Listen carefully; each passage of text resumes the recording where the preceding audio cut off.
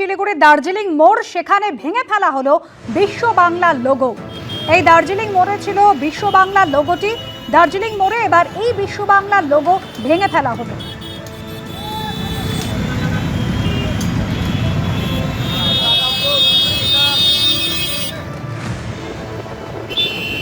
এদিকে কয়েকদিন আগে যুবভারতী স্টেডিয়ামের সামনে যে বিতর্কিত মূর্তি, সেটি ভেঙে ফেলা হয়েছিল।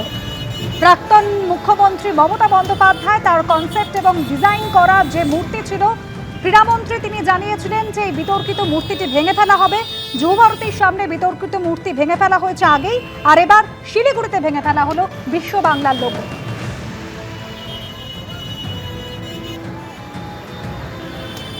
প্রায় 18 মাস আটকে থাকার পর অবশেষে শেষ হলো চিংড়িঘাটা মেট্রোর কাজ।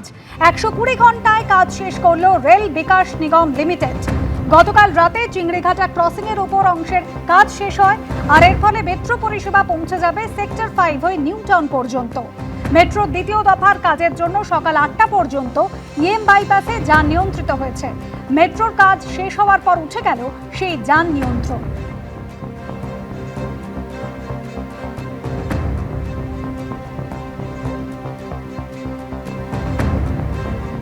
আমাকে অত্যন্ত স্নেহ করেন বামপন্থী প্রবীণ নাট্য ব্যক্তিত্ব চন্দন সেন।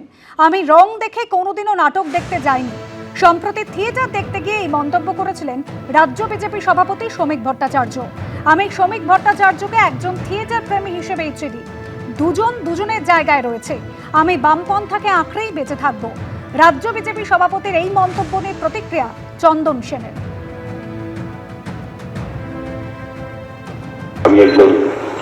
থিয়েটারের দর্শক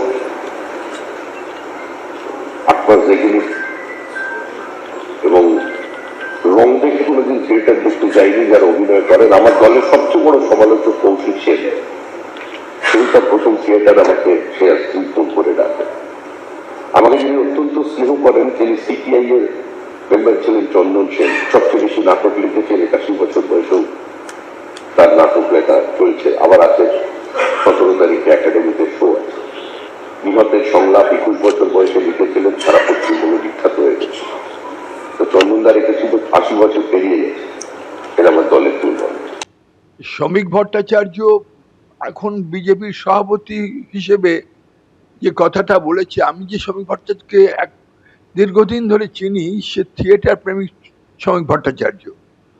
অর্থাৎ আমার দীর্ঘদিন ধরে আমার নাটক সে দেখছে। শ্রমিক আমার কথা বলেছেন, বা আমার সঙ্গে অশোক মুখোপাধ্যায়ের কথা বলেছেন, বা কৌশিক সেনের কথা বলেছেন, এ বলার মধ্যে কোনো অন্যায় হয়েছে বলে আমি মনে করি না। বরঞ্চ মনে করি যে শ্রমিক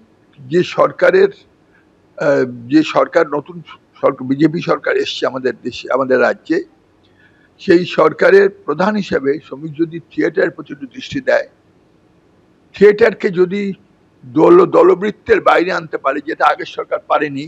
আমি আমার জায়গায় রয়েছি, শ্রমিকের জায়গায় রয়েছে। সে ভালো মতো তার দল চালাক কিংবা সরকার চালাক। আমি ভালো মতো আমার জীবনের যে কটা দিন বাকি আছে, সে কটা দিন আমি আমার বামপন্থাকে আঁকড়ে বেঁচে থাকবো। থিয়েটারটা তো একমাত্র জায়গা আমার। এবিপি আনন্দ, এগিয়ে থাকে, এগিয়ে রাখে।